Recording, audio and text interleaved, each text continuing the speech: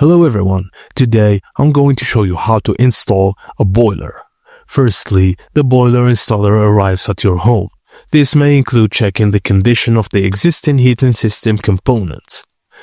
The installer will safely disconnect and remove the old boiler from its mount, ensuring it is disposed of properly and accordance with regulations.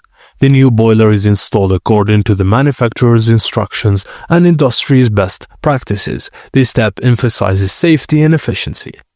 The new boiler is connected to the existing heating system and pipes. For certain types of boilers, like a system boiler with a hot water cylinder, this may involve additional connections or modifications. After installation, the installer will conduct a series of tests. This includes checking up for gas leaks, verifying gas pressure, and testing the heating and hot water systems to ensure everything works as expected. The final step is commissioning the boiler. This involves registering the boiler with the manufacturer, which is crucial for warranty purposes. Without this step, the warranty may be invalid.